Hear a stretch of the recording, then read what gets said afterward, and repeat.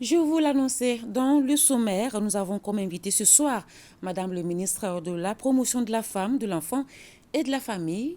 Madame le ministre, bonsoir. Bonsoir, Salimata. Vous avez lancé hier, 25 novembre, la campagne annuelle internationale 16 jours d'activisme contre la violence basée sur le genre. Quelle est la symbolique de cette campagne-là? Merci pour cette question. Tout d'abord, permettez-moi de remercier les plus hautes autorités de notre pays, notamment le président de la transition, son Excellence le colonel Assimi Goïta, le chef du gouvernement, Dr Choguel Kokalamaïga, et l'ensemble des membres du gouvernement. Mais aussi remercier les partenaires techniques et financiers et l'ensemble des téléspectateurs. Pour revenir à cette question, je voudrais dire que la symbolique qui est derrière ces lancements, c'est vraiment une période de forte communication, de très forte communication pour faire une sensibilisation, des actions d'information, mais aussi des plaidoyers à l'endroit de l'ensemble de la population malienne afin qu'on puisse éradiquer les violences faites aux femmes et aux filles. Est-ce qu'on peut avoir une idée sur l'ampleur des violences basées sur le genre au Mali? Est-ce que vous avez des chiffres? Des chiffres, oui, nous en avons. Parce que si on prend la dernière décennie, c'est-à-dire de 2012 à 2022, on peut se rendre compte qu'il y a eu une croissance exponentielle des violences basées sur le genre au Mali. En 2012, nous étions environ à 2383 cas de violences basées sur le genre. Et 10 ans après, soit en 2022, nous nous retrouvons avec 14 000 et quelques. Si j'ai bonne mémoire, exactement 14 264 cas. Ça veut dire beaucoup. Et rien que la période de 2021 à 2022, nous avons connu plus de 5 000 cas de plus. C'est-à-dire de 9 150 cas, nous sommes passés, comme je l'ai dit, à 14 264 cas. Ça veut dire beaucoup et ça doit interpeller l'ensemble de la population malienne. Madame le ministre? Oui, ces images-là sont des images atroces, des images traumatisantes. Et on peut se rendre compte qu'il y a beaucoup de choses qui peuvent amener ces choses-là. Et déjà, comme on peut le voir, les deux cas qui ont été montrés tout de suite sont toutes ici des disputes conjugales. Donc souvent, c'est des incompréhensions qui ont lieu au sein des couples et qui dégénèrent. Et souvent, vous allez voir aussi qu'il y a plusieurs autres facteurs. Il y a la consommation de stupéfiants, par exemple, qui devient de plus en plus accrue dans notre société aujourd'hui, qui joue beaucoup. Mais il faut reconnaître aussi qu'il y a les faibles poids économiques et de l'un ou de l'autre des conjoints qui peut amener ces violences. Donc c'est pour dire que les violences basées sur le genre ont plusieurs causes. Mais rien ne les justifie comme ça a été dit. Pour revenir un peu en arrière, tout de suite nous avons parlé des statistiques. Mais je veux dire ici que ça, c'est des statistiques, des données qui ont été enregistrées. Mais vous pouvez vous rendre compte qu'au-delà de cela, tout ce qui n'a pas été dit aussi existe. Donc, c'est pour dire qu'il y a beaucoup de femmes aussi, il y a beaucoup de victimes, parce qu'il n'y a pas que les femmes qui sont victimes des VBG, il faut le dire, mais les femmes vraiment en payent le plus lourd tribut. C'est pour cela que nous insistons sur la situation de la femme. Et on va se rendre compte qu'à chaque fois que ces cas-là se produisent, ça nuit soit au développement d'une famille, ça nuit à l'autonomisation d'une femme. Et je pense que l'image qui vient de passer illustre cela. Voici une femme qui était en pleine activité, mais qui finalement se retrouve en incapacité. Donc ça fait que nous devrons agir. Et parlant des statistiques, comme je le disais, et on peut se rendre compte que parmi les chiffres que nous venons de donner, s'il y a 96% des cas qui sont subis par les femmes, vous allez voir que la couche fille, parce que ça c'est un point très important aussi qu'il ne faut pas oublier, en subit 36%. C'est-à-dire les enfants âgés de 1 à 15 ans sont dans le lot de 36%. Donc les hommes, la couche homme et garçons ne se retrouvent que dans 1 à 3%. Donc c'est pour cela que la lutte est focalisée sur les femmes et les filles. Alors, l'un des derniers cas, c'est cette dame qui a été amputée des bras par son époux, une affaire qui vous a sérieusement touché. Vous avez été à son chevet avec quelques membres du gouvernement à l'hôpital du Gabriel Touré et le Premier ministre s'est engagé hier à prendre en charge la victime. Je vous propose d'ailleurs de suivre un extrait de l'intervention du chef du gouvernement. Une fois que la malade serait sortie de l'hôpital, je la recevrai accompagné de cette dame à laquelle j'accorderai une audience particulière et discuter avec elle pour voir ce que l'État malien peut faire pour elle. Le respect de la femme doit être une règle. Sans le respect de la femme, il n'y a pas de développement. Nous avons compris ainsi et saisi toute la réalité autour de la question. Les chiffres annoncés nous interpellent. Les images que nous avons vues tout de suite nous donnent particulièrement à réfléchir. La mobilisation, l'action des autorités de tous doivent être de rigueur.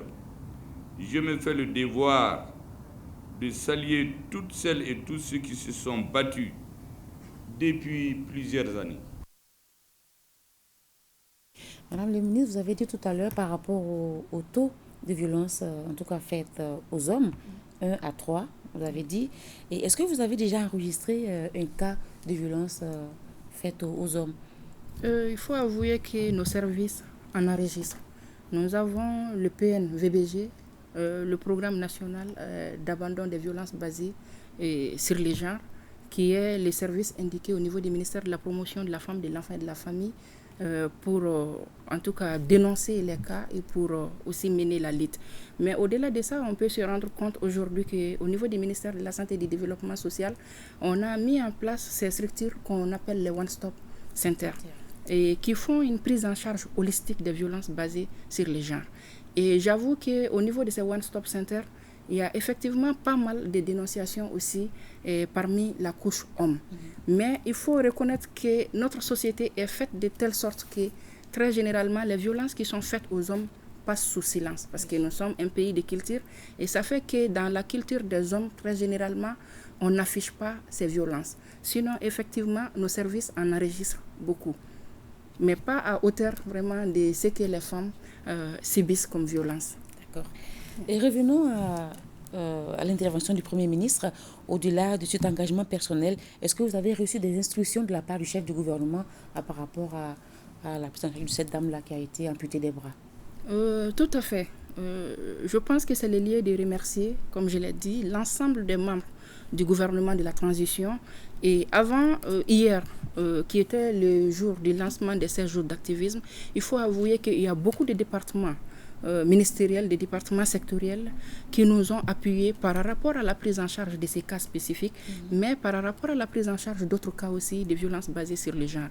Et pour le cas spécifique de la dame qui a été amputée de ses deux bras, déjà depuis le moment où les faits ont été commis, le ministre de la Santé s'est impliqué personnellement en donnant des instructions à ses services pour qu'elle soit mise dans de très bonnes conditions d'hospitalisation.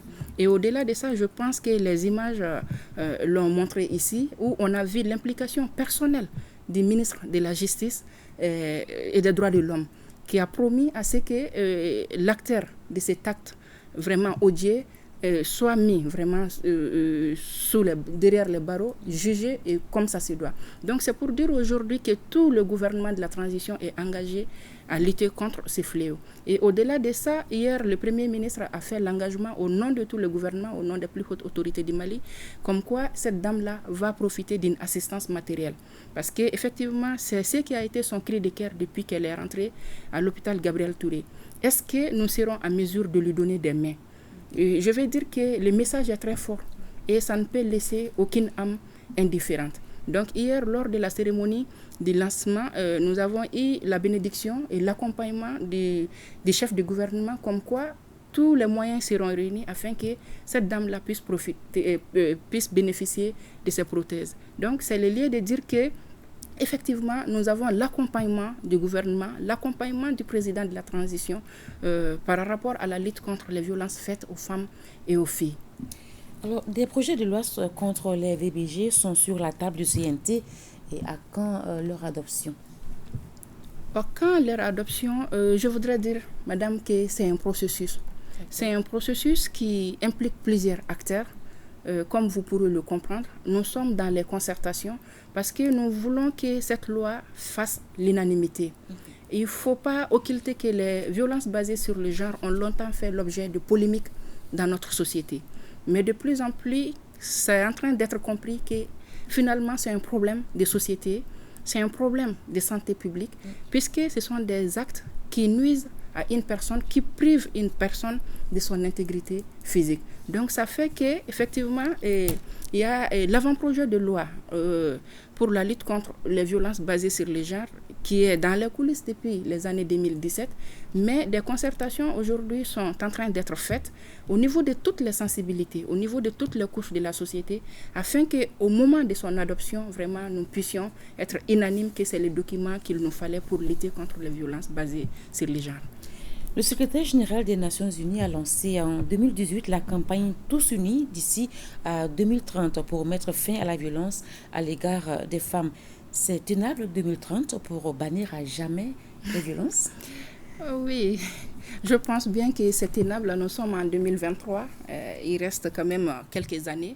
Je pense qu'aujourd'hui, pour lutter contre les violences basées sur le genre, nous pouvons constater l'implication des différents acteurs.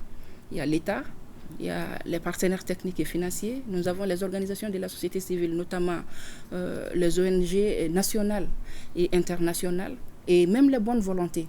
Donc c'est pour dire qu'il y a quand même un fort engagement à éradiquer, pas à lutter ou à ralentir, mais vraiment à éradiquer.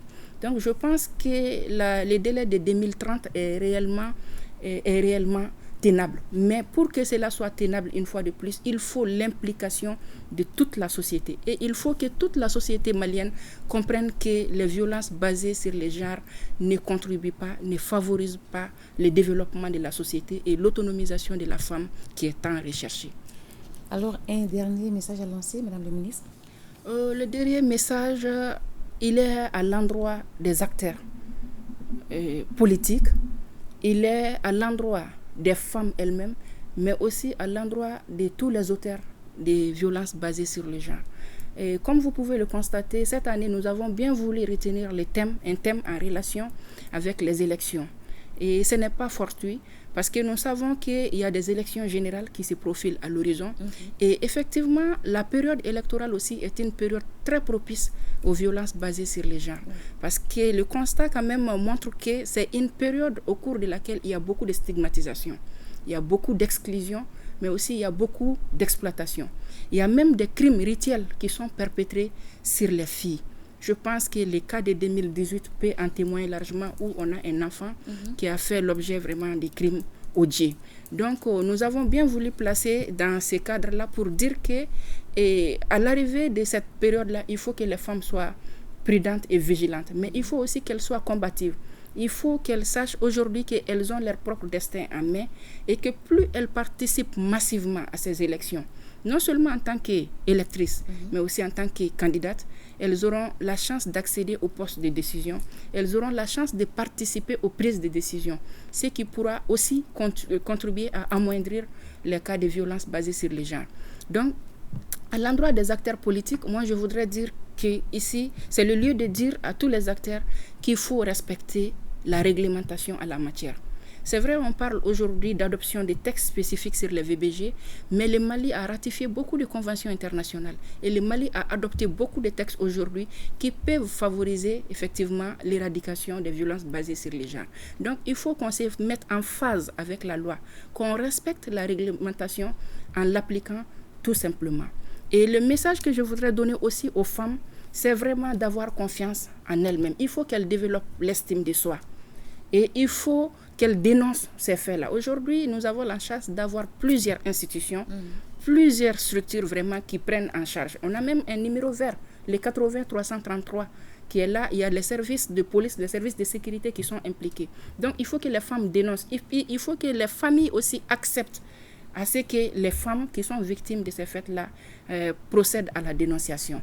Donc, à l'endroit de la société de manière générale, je veux dire ici à la société malienne que les violences faites aux femmes et aux filles et les violences basées sur le genre de manière générale, parce que j'ai dit que les hommes aussi sont concernés par ça, ne profitent pas au développement d'une société. Donc si nous voulons une société plus juste et plus équitable, favorable au développement, il faut que nous soyons ensemble pour mettre fin à ces violences basées sur le genre.